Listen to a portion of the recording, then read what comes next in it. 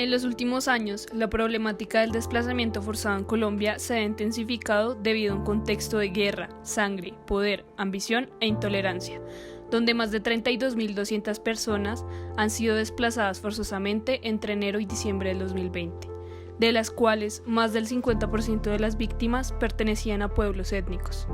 Es allí donde nos dirigimos al Pacífico colombiano, en la esquina noroccidental del país, una región que cuenta con una gran riqueza natural sustentada en abundancia de flora, fauna, recursos hídricos y minerales, y, tristemente, la región con el mayor número de personas desplazadas por presencia de grupos armados, donde nos centraremos en las condiciones de exclusión a las que se enfrentan actualmente los habitantes de las aldeas parentales del corregimiento de Nuquí, Chocó. Pero antes, ¿qué es una aldea parental? Es la nuclearización progresiva de las familias, agrupadas generalmente de 5 hasta 100 viviendas. Se origina cuando el primer poblador ofrece a un pariente compartir el lugar y genera un hábitat bifamiliar. Con el tiempo se constituyen hogares aledaños a la vivienda pionera y se crean las casas de los descendientes. Crece el ritmo de la multiplicación de los hogares consanguíneos y se apoya económicamente en una producción de tipo doméstico, destinada al consumo familiar. Es allí donde nos dirigimos al barrio San Rafael del corregimiento de Nuquí, una zona declarada de alto riesgo por inundación, que no cuenta con una conexión directa con el corregimiento y además no cumple con las características mínimas de habitabilidad. El refugio de la población afrocolombiana e indígena que fue desplazada por actores armados, quienes obligaron a abandonar sus viviendas y ceder el poder de sus territorios. Por ende, la única alternativa para sobrevivir es acomodarse en refugios en precarias condiciones, en medio de múltiples contradicciones a sus costumbres y condiciones espaciales, por fuera de las batallas y lejos del control autoritario de estos grupos armados. Estos hechos han tenido implicaciones frente a las transformaciones culturales y sociales, poniendo en riesgo la preservación de sus prácticas tradicionales, manifestación de sus costumbres ancestrales y culturales, características y técnicas constructivas. Para esto, recurrimos a un análisis de la vivienda aldeana, donde se observa la transición de la arquitectura autóctona a tradicional. A partir de este análisis se compararon y reinterpretaron los cambios arquitectónicos de 6 viviendas, según su forma, función, circulación, dimensiones, elementos y materiales que la han caracterizado a lo largo del tiempo, a partir de los conceptos claves de Gilma Mosquera Torres. Para así poder replantear la vivienda parental según las características, necesidades, estrategias y conceptos que la definen y la hacen típica, permitiendo preservar la tradición cultural, la identidad y el sentido de pertenencia de quien las habita. Se establece como usuario objetivo a la comunidad aldeana desplazada por los actores armados. Esta conforma una aldea parental de 150 personas, donde el 85% son afrocolombianos y el 15% indígenas. Por medio de la articulación del proyecto con el corregimiento de Nuquí, se propone a partir de la estructura existente y de su morfología actual la integración social y consolidación de nuevos espacios en donde se concentren las actividades culturales, sociales y económicas, las cuales fomenten la participación social de los habitantes y contribuyan a las prácticas tradicionales culturales. El proyecto cuenta con 2 tipos de accesos: acceso directo desde la cabecera municipal y acceso fluvial por el río Nuquí y el Océano Pacífico.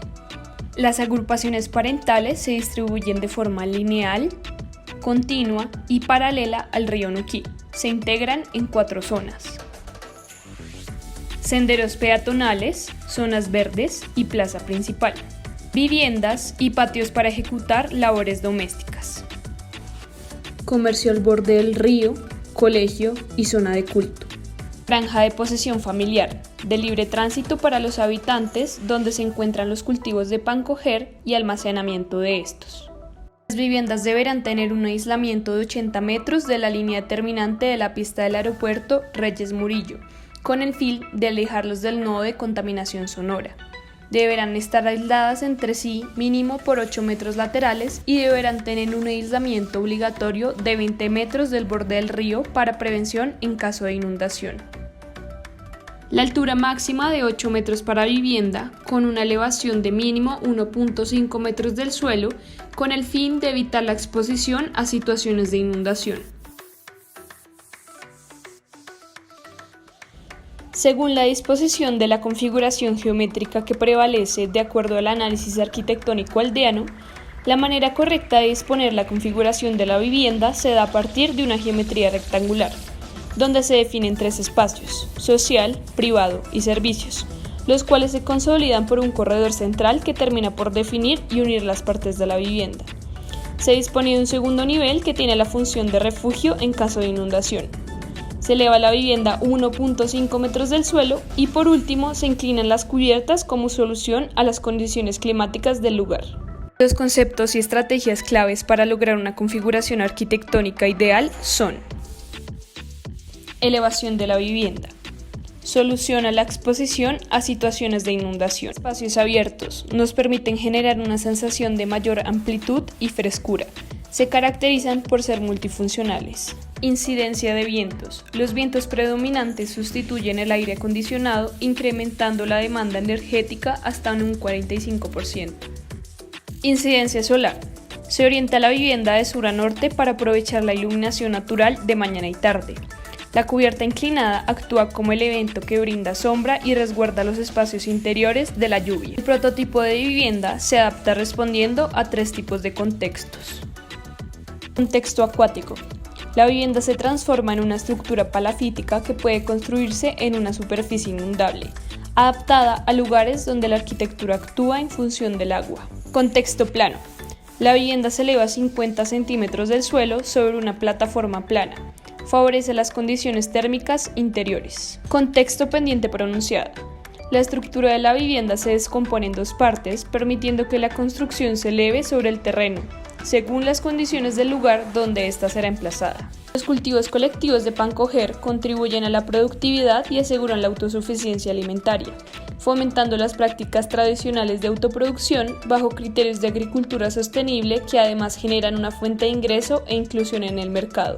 El proyecto cuenta con un área de 53.238 metros cuadrados destinados al cultivo, donde tenemos diversidad de alimentos, entre estos ají, yuca, ñame, coco, maíz, caña, arroz, limón, banano y cilantro. Para la preservación cultural de los habitantes aldeanos se desarrolla un centro de culto y reuniones, como símbolo esencial de su identidad.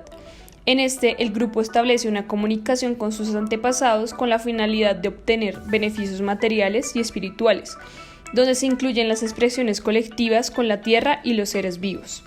Este se caracteriza por tener una configuración arquitectónica vernácula y es de uso exclusivo para la comunidad aldeana. El equipamiento educativo permite el crecimiento e integración de los niños y jóvenes partiendo de su formación académica, con el fin de desarrollar la creatividad, la autonomía, la interacción y comunicación bajo sus principios culturales, favoreciendo la unión y bienestar de la comunidad. Su composición volumétrica se crea a partir de la plaza central, con el fin de que sus escaleras sirvan de contemplación a exposiciones culturales. Tiene una capacidad máxima para 100 alumnos. El comercio al borde del río propone la integración social a partir de la articulación del proyecto con el corregimiento y el río Nuquí. Fomenta el desarrollo económico de los aldeanos mediante un espacio de 7 módulos destinados a la comercialización de sus productos artesanales, agrícolas y gastronómicos, abriendo sus puertas a la participación de turistas con el fin de dar a conocer sus saberes ancestrales y culturales. Para el diseño y la construcción del proyecto, se eligió como material principal la guadua, ya que es coherente con las dinámicas de la cultura afrocolombiana y además cumple con las propiedades necesarias para el clima y la ubicación del proyecto. Paso 1. Selección, clasificación y curado de la guadua. Paso 2. Corte y perforación. Existen 6 tipos de cortes y se seleccionan de acuerdo a la carga a la que se va a exponer el elemento. Paso 3. Unión cimentación. Se funde un dado de tierra pisonada a la guadua. Este la protege aislándola de la humedad del suelo. Paso 4. Unión viga y columna. Se traslapan los elementos de forma que las perforaciones queden en una misma posición y se generan las uniones de las piezas. Paso 5. Unión con pasador. Por último, se utilizan pasadores y cuñas, los cuales terminan por asegurar los elementos que componen la estructura. Estos pueden ser de cedro, roble o abarco.